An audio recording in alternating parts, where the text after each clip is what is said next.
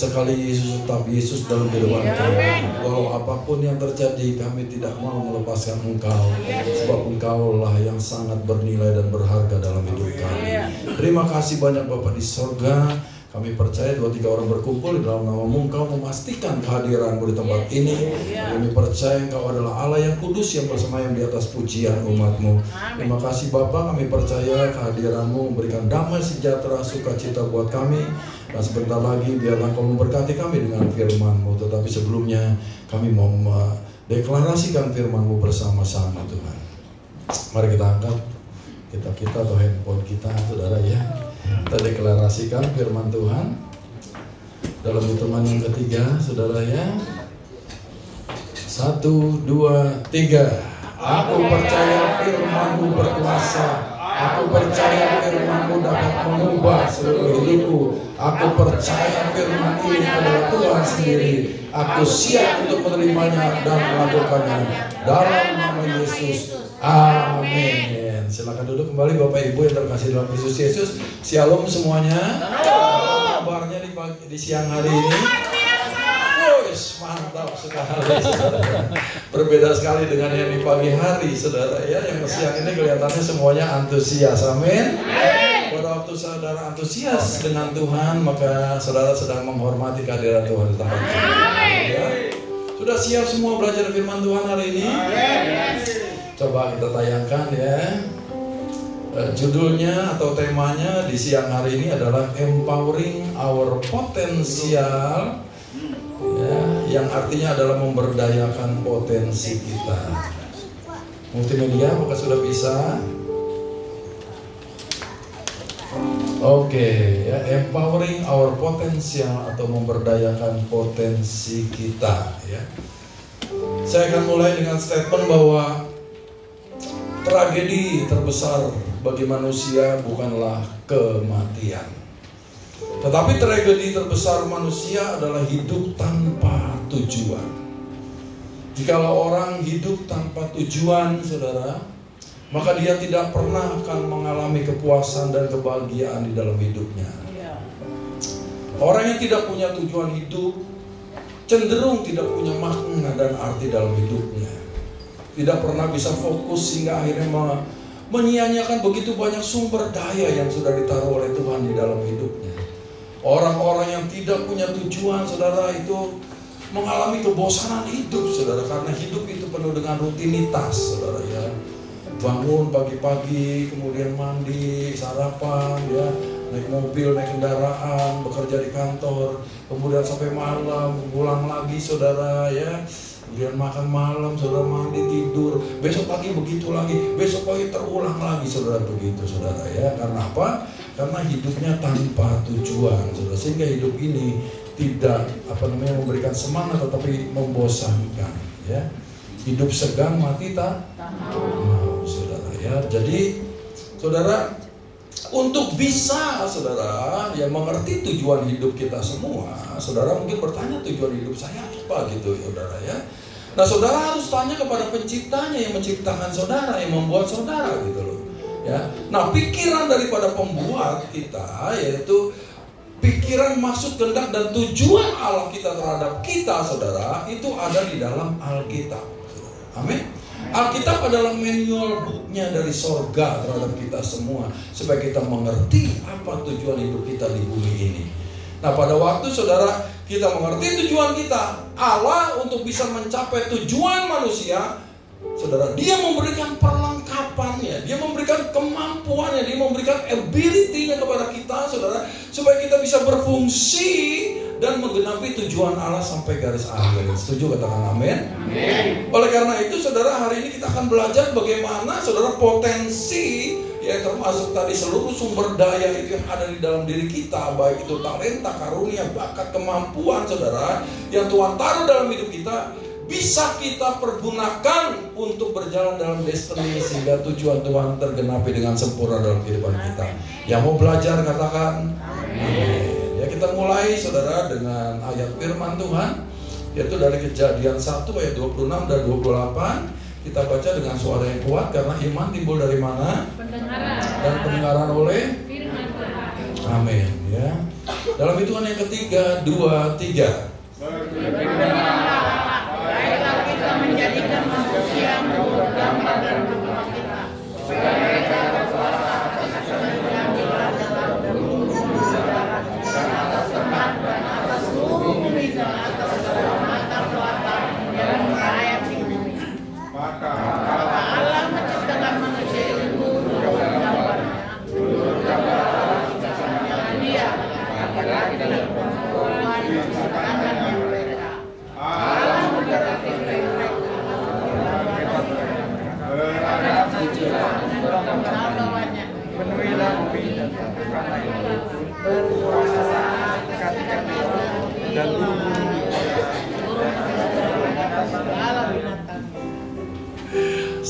bagus luar biasa saudara ya. Tapi makin lama makin turun gitu.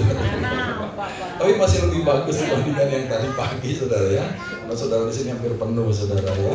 Nah, jadi saudara, Kejadian pasal 1 ayat 26 sampai 28 ini adalah rencana dan tujuan daripada penciptaan manusia. Ya, siapa manusia? Kita, saya gitu saudara ya. Nah, di ayat 26a itu adalah rencana Allah. Berfirmanlah Allah, baiklah kita ya menjadikan manusia. Jadi ayat 26a ini adalah rencana Allah untuk menciptakan spesies atau makhluk yang dinamakan manusia. Nah, Allah menciptakan manusia menurut gambar dan rupa Allah. Amin. Katakan saya diciptakan menurut gambar dan rupa Allah. Nah, gambar di sini bahasa Ibrani-nya ada selem, saudara. Selem itu artinya merujuk pada representasi atau perwakilan ilahi di bumi. Jadi kita semua yang ada di sini ya, yang namanya warga negara kerajaan sorga adalah perwakilan Allah yang punya pemerintahan kerajaan sorga di bumi. Katakan saya adalah wakil Allah di bumi. Makanya Yesus berkata, datanglah kerajaanmu, jadilah kehendakmu di bumi seperti di sorga. Yang menyatakan kehendak Allah siapa? Kita, saudara. Karena sebagai perwakilan Allah di bumi ini. Nah, sedangkan rupa itu bahasa Ibrani-nya adalah demut, saudara. Demut itu artinya merujuk pada keserupaan sifat dan kualitas ya ilahi untuk mencerminkan kepribadian Allah, saudara. Yang tadi berbicara mengenai representasi, yang ini berbicara mengenai saudara sifat dan karakter Allah, saudara, supaya kita bisa mencerminkan kepribadian Allah di bumi ini. Amin. Ya, makanya kita harus itu mencerminkan ketuhanan, bukan kesetanan. Betul ya saudara? Ya itu, karena kita representasi Allah di bumi. Ya, kita mencerminkan pribadi Allah saudara di bumi ini. Amin. Jadi menurut gambar dan rupa Allah itu artinya adalah bahwa manusia diciptakan sebagai yang pertama representasi Allah, ya. Yang kedua dengan kemampuan untuk mencerminkan karakter dan kehendaknya, serta ditetapkan untuk menjalankan kuasa atau dominion dalam kasih, kebenaran dan keadilan. Saudara. Amin. Nah itu saudara ya. Kemudian di ayat 26b saudara, itu adalah tujuan Allah menciptakan manusia. Tujuannya yaitu supaya kita berkuasa, saudara. Supaya mereka apa? Berkuasa. Supaya kita semua berkuasa. Kuasa di sini, saudara, bahasa Ibrani-nya adalah rada, saudara. Yang artinya adalah menguasai, memerintah, mengatur, mengelola, saudara, mengendalikan dan menjadi tuan atas seluruh bumi ini. Selain dari manusia, saudara, ya. Jadi saudara itu diberikan kuasa, saudara, atas seluruh bumi kecuali atas manusia. Maka manusia tidak boleh menguasai manusia lainnya, saudara. Amin. Ya. Nah, di ayat yang ke-27 itu adalah pelaksanaan terhadap rencana Allah, saudara. Di ayat 26a tadi itu menciptakan manusia, diciptakannya manusia apa di situ? Laki-laki dan perempuan diciptakannya mereka. Amin. Ada yang bilang katanya saudara ya, perempuan itu diciptakan dari mana? Tulang rusuk. Jadi katanya lebih keras gitu saudara. Enggak saudara. Karena perempuan ini saudara diambil dari mana? Dari bahannya dari mana? Dari Adam. Adam dibuat dari apa? Debu dan tanah. Tulang juga nanti dari debu dan tanah juga. Allah cuma ciptain satu saudara. Namanya siapa? Adam.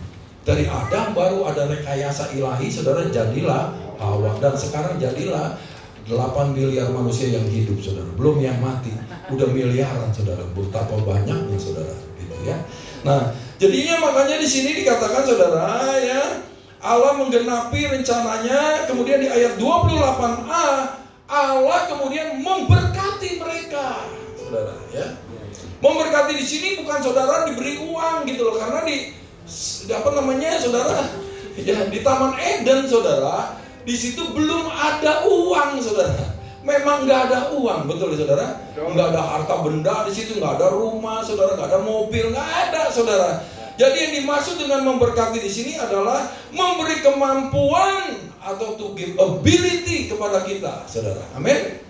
Ya. Untuk apa? Untuk melakukan perintahnya, saudara. Perintahnya di situ adalah untuk beranak cucu, bertambah banyak dan penuhilah bumi, serta apa? Taklukkanlah itu. Agar tujuan yang telah ditetapkan atas manusia tadi, ya, yang diulangi di ayat 28C tadi 26, untuk apa? Berkuasa atas ikan-ikan di laut, burung-burung di udara, dan atas segala binatang yang merayap di bumi, itu bisa tergenapi, saudara. Amin. Ya. Nah, di Kejadian 1 ayat 28, saudara, menurut King James Version dikatakan, ya, di situ beranak cucu itu bahasa Inggrisnya adalah be fruitful, saudara, atau berbuah. Amin. Jadi kita diciptakan untuk apa? Berbuah. Bukan hanya sekedar berbuah, tetapi bertambah banyak atau berbuah banyak atau multiply di sini. Amin. Nah, jadi saudara, Tuhan menciptakan manusia itu dengan tujuan untuk berbuah banyak. Katakan, saya diciptakan Tuhan untuk berbuah banyak. Ya. Apa sih yang dimaksud dengan berbuah? Ya, kan saya bukannya pohon gitu loh, ya, saudara, ya. Berbuah, saudara, be fruitful di sini menggambarkan produktivitas, saudara, ya. Jadi manusia diciptakan Tuhan dengan kemampuan untuk produktif. Jadi kita semua diciptakan oleh Tuhan dengan kemampuan untuk produktif, untuk bisa menghasilkan buah, untuk bisa menghasilkan hasil, saudara, seperti itu. Karena Bapak kita itu pengusaha, saudara. Ya, Yohanes 15 ayat 1 dikatakan apa? Ya, akulah pokok anggur yang benar dan Bapakkulah pengusahanya. Jadi orientasi pengusaha apa? Cuan, saudara, betul ya. Untung, makanya di sini dikatakan tentang buah Yohanes 15 ini. Betul ya?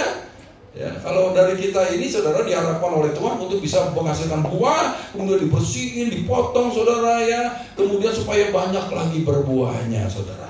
Amin. Ya, ingat Bapak kita apa? Pengusaha, saudara. Makanya seringkali dia berikan perumpamaan tentang talenta, mesti dilipat gandakan gitu loh, ya. Baru Tuhan senang, saudara, ya. Kemampuan untuk menghasilkan buah atau produktif itulah yang disebut dengan potensi, saudara. Amin. Ya. Jadi kemampuan untuk menghasilkan buah atau produktif baru disebut dengan potensi, ya. Tadi untuk bisa, saudara, mencapai tujuan hidup kita, Allah telah menaruh potensinya di dalam kehidupan kita, ya. Apa sih sebetulnya disebut dengan potensi, ya? Potensi itu adalah kemampuan yang belum diaktifkan, saudara, yang masih tersimpan, yang belum terpakai, yang masih tersembunyi, yang masih belum terwujud, ya, yang kita mampu lakukan tapi belum dilaksanakan, yang kita dapat pergi tapi belum kita jalani, yang dapat kita selesaikan tapi belum kita mulai, ya, seberapa maksimal kita bisa menjadi tapi belum terjadi, saudara. Itulah yang disebut dengan potensi. Mudahnya, potensi adalah seluruh sumber daya yang ditaruh Tuhan di dalam diri setiap manusia yang masih terpendam, belum tersingkap, dan belum dimanfaatkan. Itulah yang disebut dengan potensi. Amin. Ya. Jadi kalau yang sudah dikeluarkan, sudah dipakai, bukan lagi disebut dengan potensi. Maka Tuhan paling, saudara, anti dengan yang namanya kemapanan atau yang namanya keberhasilan di masa lalu. Musuh daripada kesuksesan, saudara, adalah keberhasilan di masa lalu. Kalau kita stuck, saudara, kita hanya terpaku di masa lalu. Kita, dulu mah gua orang hebat, gua mah dulu orang kaya, gua mah dulu pelayanan, wah, luar biasa. Sekarang pertanyaannya, saudara, amin. Ya, dulu Yudas hebat, dulu Yudas taat, dulu Yudas diurapi. Sekarang, nah itu pertanyaannya sekarang, saudara, bukan yang lalu, saudara. Ya, makanya, saudara, ya, lihat, saudara, di kiri kananmu, jangan menganggap remeh dia pada masa sekarang, saudara. Tapi apa yang akan terjadi pada masa lalu, masa depan, saudara. Amin. Karena Kolonel Sanders umurnya 65 tahun, kelihatannya udah aki-aki, saudara. Ya, udah engkong-engkong gitu, ya, udah opa-opa. Tapi dia masih bisa mengeluarkan potensi terakhir dari dalam hidupnya, saudara. Yang namanya apa produknya? Kentucky Fried Chicken. Kolonel Sanders umur 65 mengeluarkan potensi terakhirnya, dan saya rasa dia sudah menjadi berkat buat kita semua. Betul? Semua udah makan produknya? Sudah ya, puji Tuhan gitu ya. Kalau enggak kasihan saudara ya. Gitu ya, seluruh dunia udah menikmati. Nah jadi saudara, jangan menilai orang dari posisinya saat ini. Amin. Musa itu pernah membunuh orang Mesir, bisa disebut dia pembunuh. Tetapi di dalam diri dia masih ada potensi saudara. Ya, Tuhan tahu itu potensi itu saudara. Ada apa? Kejadian, Keluaran, Imamat, Bilangan, Ulangan. Hari ini kita belajar dari dirinya, dari potensi yang dikeluarkan oleh Musa. Kita Kejadian dari siapa? Dari Musa. Paulus saudara, dia juga pernah melegalkan pembunuhan Stefanus saudara. Dia pernah melegalkan pembunuhan saudara orang-orang percaya, pengikut Tuhan saudara, diseret ke dalam penjara, dianiaya, dibunuh saudara, dikejar-kejar di mana aja saudara. Tetapi di dalam diri Paulus ada yang namanya apa? 13 kitab di dalam perjanjian baru ditulis oleh dia berdasarkan inspirasi Roh Kudus. Amin. Jadi jangan nyangka, wah dia mau udah rusak dah, wah dia mau udah gagal, dia mau ya begitu. Jangan begitu saudara. Ya, di samping kiri kananmu, depan belakangmu adalah orang-orang hebat saudara. Amin. Tetapi belum dikeluarkan potensinya. Amin. Jangan sampai kita menyumbangkan kekayaan pada kuburan. Karena masih banyak saudara ya, musik yang belum ditulis saudara. Masih banyak nyanyian yang belum dinyanyikan. Masih banyak lukisan yang belum terpampang di kanvas. Masih banyak ide-ide besar saudara yang belum dikeluarkan. Masih banyak penemuan-penemuan yang belum disosialisasikan saudara. Udah terkubur saudara di dalam kuburan. Maka yang paling mahal saudara di planet bumi adalah tempat pemakaman. Betul nggak? Makanya saya berdoa supaya jangan di antara kita ada yang menyumbangkan kekayaan buat kuburan. Amin. Tapi kalau kita mati nanti berkata, it is finished. Amin. Ya. Nah, potensi adalah seluruh sumber daya. Tadi di dalam setiap benih ada potensi untuk menghasilkan buah yang lebat. Ya, kalau di tangan saya ada biji mangga nih, satu biji mangga, saudara lihat faktanya ada berapa? Satu. Tapi kebenarannya apakah satu? Kebenarannya saudara ya, ini adalah hutan mangga saudara. Saudara percaya nggak? Kalau satu biji mangga ini saya taruh di tanah yang sesuai, tanah yang baik, tanah yang subur, maka dia akan menghasilkan pohon mangga. Satu biji mangga bisa menghasilkan berapa buah mangga? Bisa puluhan bahkan ratusan. Kalau ratusan saya tanam lagi saudara, dia tumbuh jadi pohon lagi. Buahnya berapa sekarang? Ribuan. Kalau ribuan saya tanam lagi di tanah tadi yang baik, yang subur, ya, di dalam kondisi yang sesuai saudara ya, maka akan menjadi hutan mangga saudara. Jadi faktanya memang satu, tapi kebenarannya adalah hutan mangga. Makanya ya, Tuhan itu paling tidak suka yang namanya aborsi. Karena saudara, aborsi itu adalah memutus satu generasi yang sudah disiapkan Tuhan untuk menggenapi tujuannya Tuhan. Jadi barang siapa yang pernah melakukan aborsi, kalau udah tahu kebenarannya harus bertobat dan jangan diulangi lagi, terutama untuk kaum muda nih saudara ya. Nah, jadi saudara, potensi itu tidak akan menghasilkan sesuatu jika didiamin aja saudara. Kalau didiamin aja nih biji mangga tadi saya taruh di sini atau di lantai gitu loh, besok bisa jadi pohon nggak? Bisa ngasilin buah nggak? Ya, bulan depan bisa bertumbuh nggak dia? Nggak bisa. Mau sampai berapa tahun sampai selamanya nggak bisa saudara, gitu ya. Nah makanya kalau ditaruh potensi oleh Tuhan nggak boleh didiamin aja. Tuhan tuh marah pada waktu dia mau keluar negeri, diumpamakan dia percayakan talentanya, saudara, ada yang dikasih 5, ada yang dikasih 2, ada yang dikasih 1. Yang 5 dan 2 diusahakan sehingga pada waktu Tuhannya datang dipuji oleh Tuhannya. Masuklah hai hambaku yang setia ya, dan hambaku yang baik dan setia. Ya, masuklah dan turunlah dalam kebahagiaan Tuhanmu. Kalau kita pergunakan talenta kita, saudara, ya menghasilkan buah, saudara, atau bisa bermultiplikasi, maka saudara, Tuhan dari surga akan memberikan aplaus kepada kita, dan Dia akan menyambut kita nanti di surga. Setuju katakan? Tetapi yang satu dikasih, didiamin aja, saudara. Dia malah gali lubang, dia taruh, saudara, talentanya, kemudian dia uruk lagi, saudara. Sehingga pada waktu Tuhannya datang, Tuhannya marah, saudara. Ya. Tuhan yang berkata apa? Hai hambaku yang jahat dan malas. Ya. Maka diambil saudara, dikasih yang 10 saudara. Kemudian dia dilempar ke dalam tempat yang paling gelap, saudara, di mana ada ratap dan kerta gigi. Di sana ada penderitaan untuk selama-lamanya. Amin. Jadi hati-hati saudara. Semua yang dipercayakan kepada kita harus bisa kita kelola, kita usahakan, kita kembangkan. Ya, setuju katakan amin. Jangan hidup itu jangan santai saudara. Amin. Hidup itu harus kerja keras. Amin. Allah kita bekerja keras saudara. Dari Kejadian 1 saudara lihat, dia menciptakan saudara selama 6 hari saudara. Baru hari ke-7 dia istirahat saudara. Karena dia udah bekerja keras. Beda dengan kita saudara. Maunya kerja 1 hari, istirahatnya seminggu saudara. Betul saudara. Makanya banyak anak yang bolos kerja gitu ya. Yang orang izin alasan gak masuk kerja gitu saudara. Karena apa? Pengen istirahat melulu, santai gitu saudara ya. Jadi sekarang itu santai itu udah kuno saudara. Amin. Waktunya semua kita bekerja keras. Haleluya.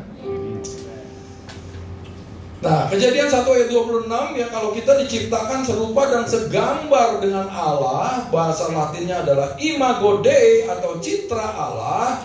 Allah kita itu adalah creator saudara, atau pencipta. Maka kita juga diperlengkapi dengan kemampuan untuk mencipta dan berkreasi. Yang percaya katakan amin. Katakan saya diciptakan dengan kemampuan untuk berkreasi.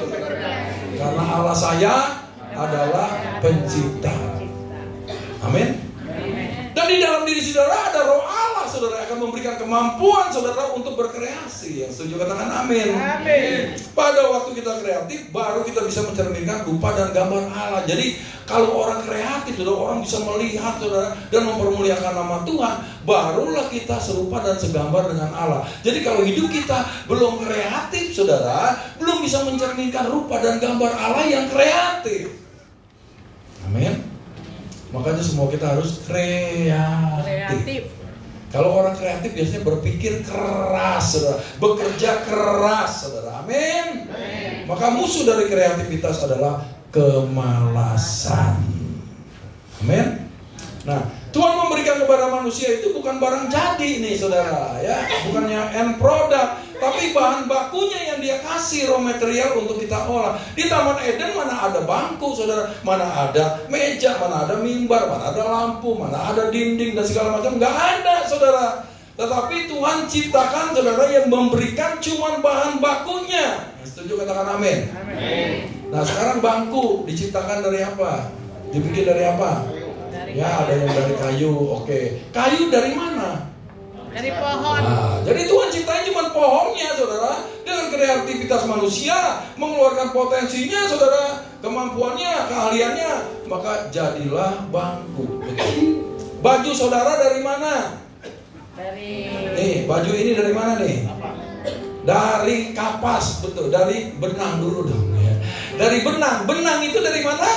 Kapas. Kapas dari pohon, betul ya. Jadi Tuhan ciptain pohonnya dengan kreativitas manusia, maka saudara jadilah barang jadi baju. Saudara tadi kemarin naik kendaraan, betul ya? Kendaraan saudara bahannya dari apa?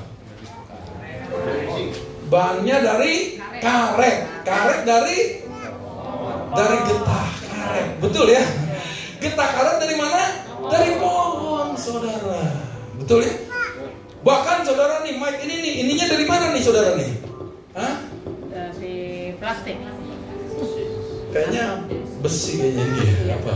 Ya gitulah kira-kira ya. Nah itu dari mana saudara? Diambil dari alam saudara. Dari apa? Dari bumi saudara. Dari biji besi dari alam saudara. Betul ya? Makanya semuanya saudara sudah disiapkan oleh Tuhan. Yang ada di bumi ini seluruhnya yang saudara nikmati, saudara pakai, semuanya itu berasal dari bahan baku yang sudah Tuhan berikan buat kita. Amin. Tugas kita adalah dengan kreativitas, dengan potensi yang diberikan Tuhan, kita bisa kembangkan semua itu untuk keperluan manusia. Amin. Nah, Ulangan 8 ayat 18 dikatakan, tetapi haruslah engkau ingat kepada Tuhan Allahmu, sebab dialah yang memberikan kepadamu kekuatan untuk memperoleh kekayaan. Tuhan gak langsung berikan kekayaan kepada kita. Dia gak langsung berikan hujan duit, saudara. Enggak begitu, saudara, cara kerjanya Tuhan. Prinsipnya adalah Allah justru memberikan kekuatan. Kayak tadi, saudara, ya, manusia diberkati, saudara. Diberkati di situ berarti diberi kemampuan untuk memperoleh kekayaan. Amin. Amin. Ya, jadi pakai kemampuan itu atau ability daripada Tuhan, ya, untuk bisa memperoleh kekayaan. Ya. Nah, kesalahan orang Kristen adalah pada waktu dia menerima firman dan janji-janji Tuhan, gitu ya, saudara, ya. Ya, kemudian dia beriman, katakan amin, gitu ya. Kemudian dia terus berdoa, saudara, tetapi nggak mau bekerja, saudara. Kira-kira akan datang berkatnya? Nah, karena iman tanpa perbuatan adalah mati. Makanya perlu, saudara, pada waktu kita beriman ada tindakan iman. Pada waktu kita berdoa, kita lakukan apa yang kita doakan. Yang setuju katakan amin. Jangan tinggal tunggu, gitu, saudara. Nggak bakal datang. Makanya kalau orang cuma berdoa, beriman, saudara, terus aja begitu, nggak terjadi apa-apa, nggak terjadi perubahan apa-apa, saudara, dalam hidupnya. Betul ya? Nah, yang benar adalah mereka harus bertindak untuk mengusahakan, mengelola, dan mengembangkan apa yang ada pada diri mereka saat ini. Amin. Tuhan bekerja itu dari apa yang ada pada kita, bukan yang tidak ada pada kita. Betul? Waktu dia melakukan mujizat, saudara, yang memberi makan 5.000 orang laki-laki saja, saudara, yang tidak termasuk perempuan dan anak-anak, maka yang dicari ada yang ada pada saat itu, yaitu apa? 5 roti dan 2 ikan, saudara. Betul? Waktu Elisa, saudara, ya, membuat mujizat, saudara, ya, karena jandanya utang, anaknya mau diambil, saudara, dijadiin budak. Kemudian yang dilakukan apa? Sediakan tempayan yang ada di rumahmu, tempayan kosong. Betul? Jadi Tuhan itu selalu bergerak dari apa yang ada pada kita saat ini, bukan yang gak ada. Amin. Makanya, saudara, kita mesti hormati, saudara, apa yang Tuhan percayakan sama kita saat ini. Setuju katakan amin. Dari situlah, saudara, bisa terjadi mujizat. Amin. Nah, saudara, Tuhan itu udah memberikan bahan bakar yang tadi semuanya udah dia ciptakan dalam 6 hari itu, saudara, ya. Yang diperlukan adalah, saudara, oleh kita adalah kita bisa memakai potensi yang dia sudah berikan untuk mengusahakan, mengelola, dan mengembangkannya. Sekarang pertanyaannya, bagaimana cara kita memberdayakan potensi yang sudah Tuhan taruh di dalam kehidupan kita masing-masing, ya? Yang pertama, cara memberdayakan potensi kita adalah memiliki pola pikir yang kreatif. Yang pertama apa? Miliki pola pikir yang kreatif. Karena Allah kita adalah kreatif. Amin. Nah, Kejadian 2 ayat 15 sampai dengan 17 kita baca lagi bersama-sama, ya, saudara yang baca dengan suara yang kuat. 2, 3. Tuhan mengambil manusia itu dan menempatkannya dalam tempat dan dia mendapat itu. Lalu Tuhan Allah memberi perintah kepada manusia, mohon dalam tangan diri boleh kamu menjadi bebas. Tetapi pohon janganlah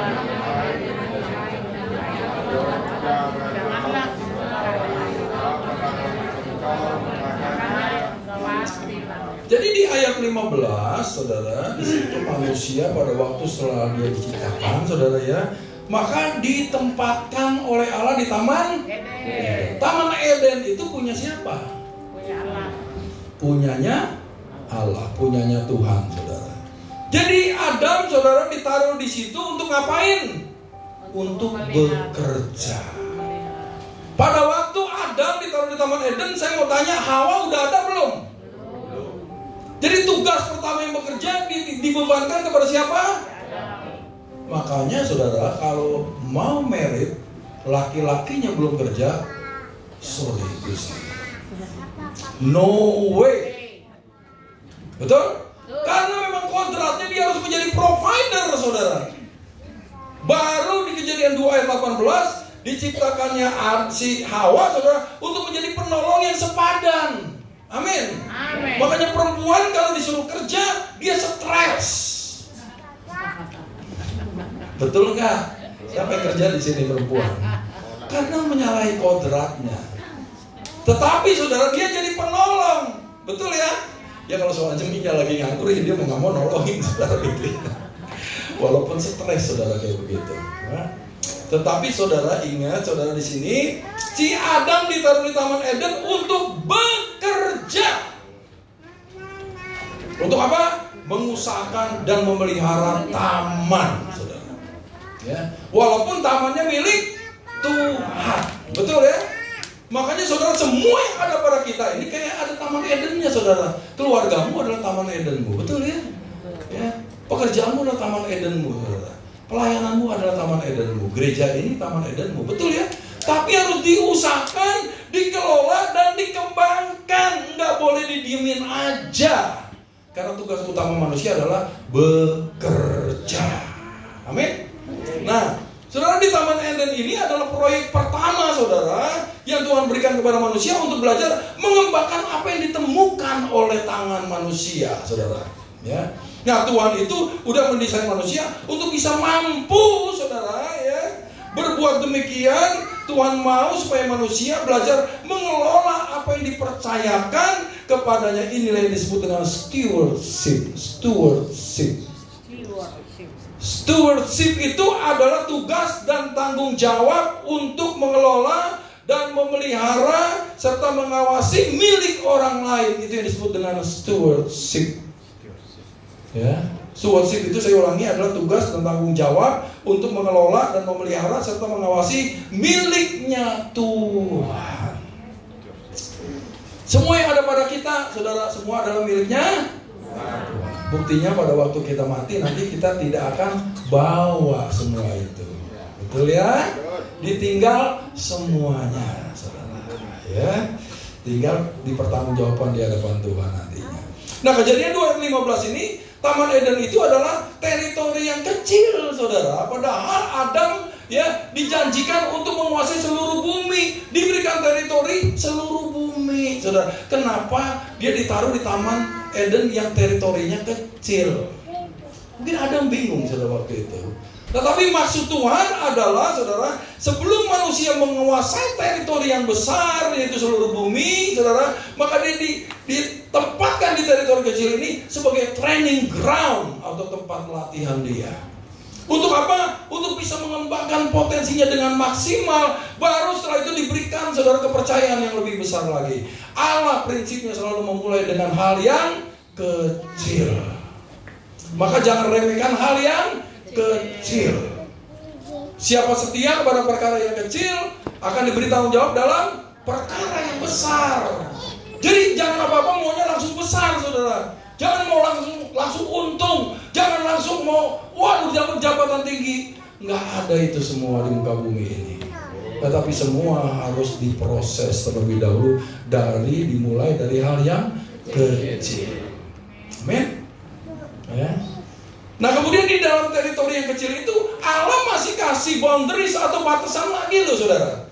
Batasannya apa? Dikatakan di sini, ya, semua pohon dalam taman ini boleh kau makan buahnya. Tetapi dibatasi di sini, saudara. Pohon pengetahuan tentang yang baik dan yang jahat itu jangan kau makan buahnya, sebab pada waktu kau makannya kau akan mati. Jadi udah dikasih teritori yang kecil, saudara, dikasih batasan lagi, saudara. Nah, keterbatasan itu ada bukan untuk membatasi kita, saudara. Jadi tujuannya adalah untuk mengeluarkan potensi yang ada di dalam diri kita dengan maksimal. Betul ya, saudara? Ya, kalau langsung besar, saudara, potensinya nggak cukup, saudara.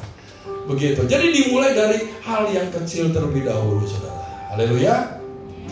Nah, seringkali, saudara, kreatif muncul itu justru pada waktu kita dibatasi, saudara. Betul? Misalnya saudara nih, ya udah buat proyek nih, ya udah merencanakan gitu, udah merancang sedemikian rupa, saudara, proyek, saudara, dananya misalnya 60 juta gitu ya. Tetapi yang disetujui di ACC cuma 30 juta. Apa yang terjadi, saudara? Maka timbul kreativitas. Waduh, bagaimana nih caranya supaya proyek ini bisa jalan, supaya proyek ini bisa sukses. Betul, saudara? Tapi kalau dikasih full 60 juta, ya udah deh, kreativitasnya nggak muncul, saudara, gitu. Jadi ingat, pada waktu saudara dibatasi, itu adalah kesempatan untuk saudara bisa menumbuhkan dan mengembangkan kreativitas kita. Haleluya. Ya, nah pola pikir kreatif itu selalu punya hati ya dan pikiran yang terbuka dan fokus melihat ke dalam untuk mencari solusi. Jangan ngeliatin orang lain, saudara. Orang lain berbeda dengan kita. Tujuannya berbeda-beda juga. Potensinya juga berbeda-beda. Setuju, katakan amin? Jangan pernah iri hati dengan orang lain. Amin. Ya, karena tujuannya beda, saudara. Gitu ya. Nah, jadi saudara, pada waktu kita punya hati dan pikiran yang terbuka, maka Roh Kudus bisa bekerja di dalam diri kita. Roh Kudus itu adalah Roh Allah, Roh yang lebih besar daripada roh yang ada dalam dunia. Roh itulah yang disebut dengan roh yang kreatif, yang akan memiliki daya cipta, saudara. Dia akan membantu kita untuk berpikir kreatif. Haleluya. Nah, beda orang malas sama orang kreatif apa, saudara? Ya, misalnya nih ada sebuah pohon rimbun, pohon besar gitu, saudara. Di siang hari bolong gitu, saudara. Kalau orang malas ngapain ngelihat pohon itu? Hah? Nggak langsung tidur kali ya. Dia datangnya ke pohon gitu, terus dia sandaran gitu. Lama-lama, gitu, saudara. Itu orang malas, cukup berhenti sampai di situ. Tetapi kalau orang yang berpikir kreatif, pada waktu dia lihat pohon besar ini, rindang ini, dia mulai berpikir keras, mau gue jadiin apa nih pohon ini? Ya, waduh, bagus nih, kayunya buat bikin perahu, buat nangkep ikan, betul ya? Waduh, kayunya kayaknya bisa nih dibuat gerobak, buat jualan siomay, jualan mie ayam, jualan apa lagi? Ya, jualan bakso dan yang lain-lain, saudara, gitu ya. Nah, yang kontraktor lihat nih, saudara, waduh, bagus benar nih, dibuat interior design untuk furniture, bagus banget. Orang seni melihatnya, saudara, yang kreatif, dia, wah, ada karya seni yang mahal di sini, ada karya seni yang hebat loh di sini. Nah, itu bedanya orang kreatif dan orang yang malas. Saya berdoa supaya kita semua jadi orang yang kreatif. Amin. Orang dengan pola pikir malas, saudara, waktu melihat hambatan, ada batasan tadi ya, dianggap sebagai suatu penghalang. Kemudian dia berhenti di situ, mulai nyalain orang, mulai cari alasan, saudara. Padahal kalau orang punya pola pikir kreatif, justru pada waktu dia melihat hambatan, dia melihat halangan, ini loh kesempatan buat gua buat terobosan. Betul? Ini loh kesempatan buat gua berikan solusi. Ya, seperti itu. Amin. Jadi cara pandangnya mesti diperbaiki. Harus punya mindset yang kreatif. Amin. Jadi uang itu gak perlu dikejar, saudara. Betul? Kalau kita kreatif, kita bisa menjadi problem solver. Apalagi bisa menjadi problem solver buat orang banyak. Orang banyak cari kita, saudara. Betul ya? Gitu. Kalau dia udah cari kita, maka berkat itu akan datang sendirinya. Amin. Jadi gak perlu mengejar, ya. Ya, nggak perlu kita mengejar apa yang datang sendiri, saudara. Makanya miliki pola pikir yang kreatif. Jadilah problem solver, saudara. Haleluya. Nah, yang kedua, saudara, cara memberdayakan potensi kita adalah miliki mentalitas apa?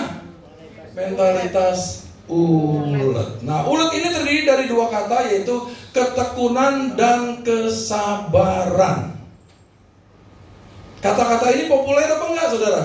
Di zaman now ini nggak populer, saudara, karena semuanya instan, tinggal pencet datang, tinggal pencet apa yang kita butuhkan, kita datang, saudara, seperti itu, betul ya? Nah, jadi saudara, padahal Allah kita lebih senang yang namanya proses dibandingkan dengan yang instan. Kalau iblis senangnya instan, saudara, betul? Seluruh dunia akan aku berikan kepadamu nih. Ya, waktu dia coba Yesus, asal kamu sujud menyembah aku. Jadi cuma sujud doang, seluruh dunia diberikan. Instan, betul ya? Tapi saudara, Tuhan selalu senangnya yang namanya proses. Proses melibatkan waktu. Waktu di sini ketekunan dan kesabaran perlu waktu, saudara. Amin. Makanya jangan terlalu tergesa-gesa jadi manusia. Amin. Tunggu di dalam hadirat Tuhan, apa yang Dia kehendaki untuk kita lakukan. Haleluya. Ya. Jadi saudara, ya semua tokoh Alkitab itu diproses, saudara. Saudara pernah lihat langsung instan, wah langsung jadi raja? Enggak, saudara. Ya semua harus ada prosesnya, saudara. Betul? Ya. Untuk jadi kaya raya di Alkitab harus dimulai dari yang kecil, sedikit demi sedikit, lama-lama menjadi bukit. Nah, kayak begitu, saudara ya. Jadi saudara, mentalitas ulet ini harus kita miliki. Betul ya? Jadi harus tekun dan sabar. Gitu. Sabar itu adalah buah roh, betul? Ya, dimulai dari sabar, diakhiri dengan sabar menanggung segala sesuatu. Itu adalah buah roh. Itu adalah kasih, saudara. Amin.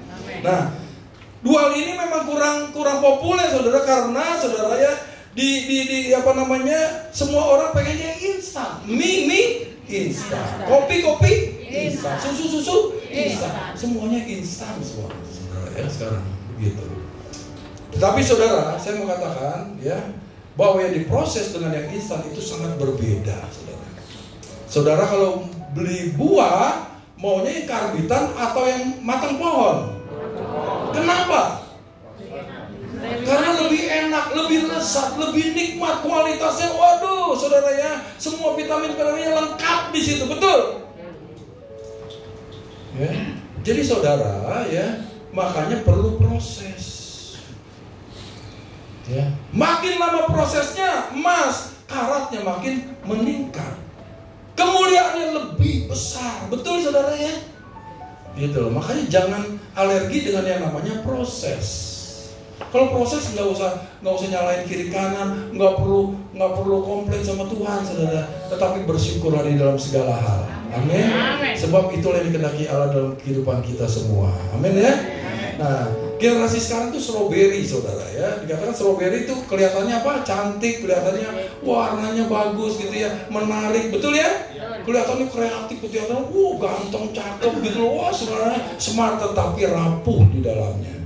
Kalau ada tekanan, saudara, kalau ada bullying, saudara ya, kalau dapat stres, saudara, waduh, cepat stres, cepat depresi, cepat crazy, saudara. Betul? Ya.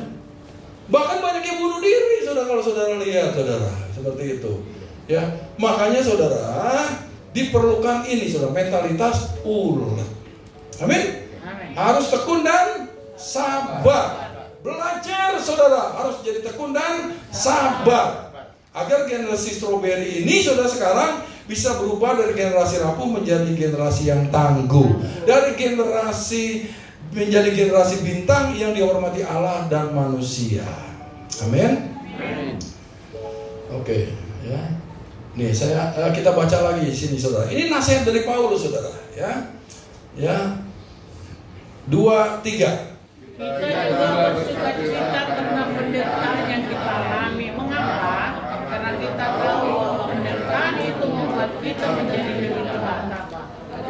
Itu kita karena Allah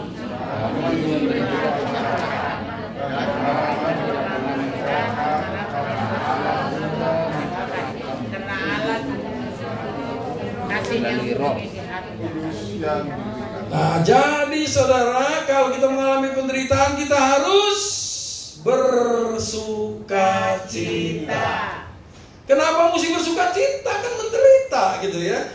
Karena saudara, penderitaan itu ternyata membawa kita menjadi lebih tabah. Ya, membawa kita menjadi tahan uji. Tahan uji menimbulkan pengharapan. Kalau punya pengharapan, kita punya semangat hidup, betul. Kalau nggak punya pengharapan, kita jadi putus asa. Hidup jadi apatis, betul ya?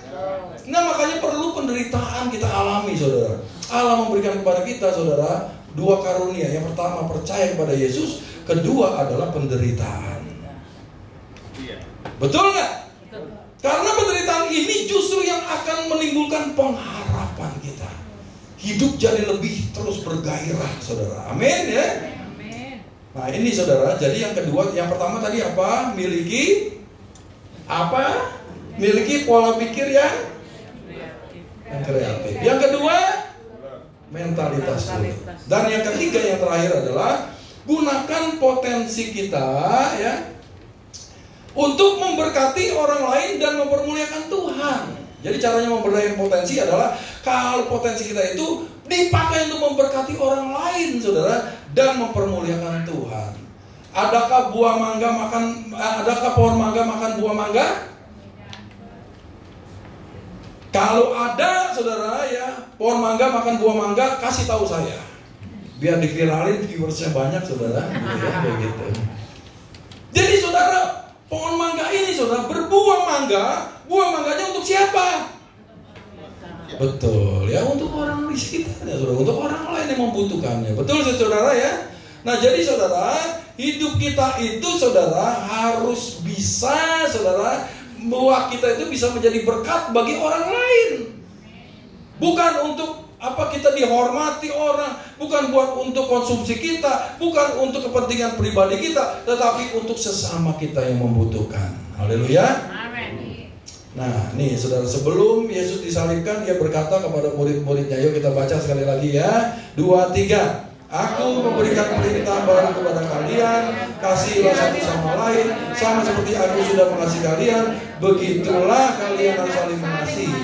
Kalau kalian saling mengasihi, semua orang akan tahu bahwa kalian adalah murid-muridku. Bila kamu menghasilkan buah banyak, Bapakku akan dimuliakan, dan kamu pun benar-benar terbukti sebagai muridku. Ya. Nah, jadi saudara, kita adalah murid yang sejati ketika buah kita menyalurkan kasih Kristus dan mempermuliakan Tuhan. Amin. Ya. Jadi tujuan akhir bukan untuk kemuliaan kita, tapi semuanya untuk apa? Kemuliaan Tuhan. Karena segala sesuatu adalah dari Tuhan dan oleh Tuhan dan kepada Tuhan. Bagi Tuhanlah kemuliaan sampai selama-lamanya. Amin. Ya, jadi kehidupan yang kita hasilkan harus bisa membawa orang kepada Kristus dan mengenal Kristus dengan benar. Kalau tadi udah diproses, saudara, ya, buahnya matang pohon, orang kemudian menikmatinya, sampai orang bertanya, buah ini enak betul, buah ini, waduh, luar biasa gitu ya, saudara, nikmatnya. Saya mau tahu nih pohon ini ditanam di mana, ya, di rumah siapa, bagaimana cara menanamnya. Itulah kesempatan saudara membawa orang kepada Kristus dan memperkenalkan pribadi yang luar biasa itu. Amin. Ya, jadi di dunia ini sih banyak orang sukses, saudara, tapi banyak orang yang nggak ngerti kesuksesan itu untuk apa. Ya. Nah, kalau kita sebagai warga negara kerajaan sorga harusnya ngerti, saudara. Kalau kita bisa menghasilkan buah, kita menjadi orang yang sukses, saudara, diberkati oleh Tuhan, maka untuk bisa membawa orang kepada Kristus. Bukankah itu tujuan hidup kita setelah kita diselamatkan? Buah dari keselamatan adalah membawa orang lain melalui keselamatan yang kita peroleh, kita kerjakan, dan kita membawa orang lain lagi untuk menerima keselamatan. Haleluya. Amin. Jadi saudara, Anda bisa sukses menurut standar dunia, namun tidak bisa menghasilkan buah, saudara. Namun jika Anda sukses menurut standar firman Tuhan, Anda pasti akan menghasilkan buah. Haleluya. Sekarang pertanyaan refleksinya nih, saudara, apakah buah-buah kita menjadi berkat bagi orang lain dan membawa mereka untuk mengikut Yesus? Ini penting kita renungkan, saudara. Nah, saya sebagai ketua bagian pastoral di GBI WTC Pusat, saudara, saya sering, saudara, ya, memimpin jalannya ibadah di kedukaan. Jadi pada waktu saya datang gitu, saya lihat gitu ya mayatnya gitu. Ada mayatnya yang serem, ada, saudara. Gitu. Ada. Tapi ada yang tersenyum. Kayaknya tidur gitu loh. Dia mati dengan bahagia, die happily, saudara. Ternyata, saudara, pada waktu ada kesaksian dari pihak keluarganya, ada dari teman-temannya, saudara, ya, ada dari kolega yang bersaksi, saudara, yang disebut dengan eulogi gitu, saudara, penghormatan terhadap almarhum gitu atau almarhumah.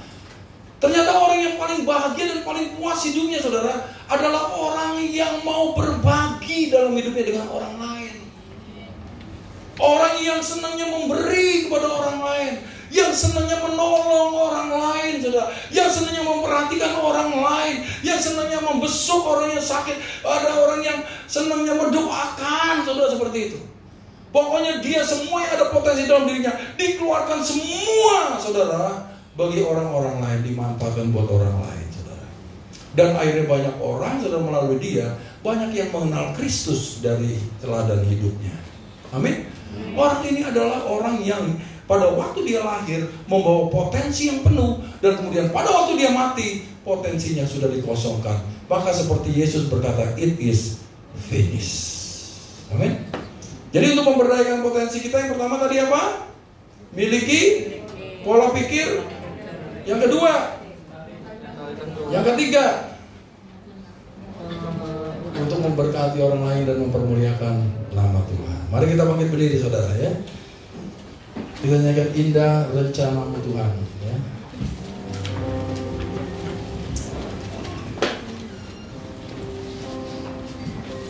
Indah rencana-Mu Tuhan di dalam hidupku, walau ku tak tahu dan ku tak mengerti semua jalan-Mu. Dulu ku tak tahu Tuhan, dulu ku tak tahu Tuhan, berat ku rasakan, hati menderita namun tak berdaya menghadapi semua. Tapi ku mengerti sekarang, tapi ku mengerti sekarang. Kau tolong padaku, Kau tolong padaku. Kini ku melihat dan ku merasakan, kini ku melihat dan ku merasakan indah rencana-Mu. Tapi ku mengerti sekarang, Kau tolong padaku. Kini ku melihat dan ku merasakan indah rencana. Kini ku melihat dan ku merasakan. Kini ku melihat dan ku merasakan indah rencana. Kami katakan, kini ku melihat dan ku merasakan indah rencana-Mu.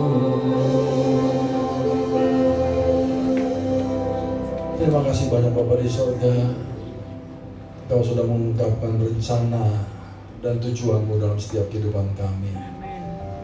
Engkau telah menaruh potensi supaya kami bisa berfungsi menggenapi rancangan-Mu, dan kami semua bisa finish, bukan hanya sekedar finish tetapi finishing well. Dan hamba-Mu berdoa, biarlah di antara kami semua Tuhan, tidak ada yang memendam potensi itu, tetapi bisa memberdayakan potensi itu. Sehingga seluruh kehendak-Mu dalam kehidupan kami bisa terlaksana dengan sempurna. Kami tahu itu tidak mudah Tuhan, tetapi kami percaya Tuhan, pada waktu kami bergantung harap dengan Engkau, pada waktu kami berhubungan intim dengan Engkau sebagai sumber di atas segala sesuatu, maka Engkau akan mengalirkan semua kemampuan itu supaya kami bisa mengeluarkan potensi dalam hidup kami. Kami boleh memiliki pola pikir yang kreatif, kami memiliki semangat yang ulet Tuhan, dan kami bisa memberkati orang lain dan mempermuliakan nama-Mu. Terima kasih banyak Bapa di surga. Kami sudah selesai, dan sebelum kami berpisah satu dengan yang lain, kami mau angkat kedua belah tangan kami mau terima berkat daripada Tuhan. Tuhan memberkati dan melindungi engkau. Tuhan menyinari engkau dengan wajahnya dan memberi engkau kasih karunia.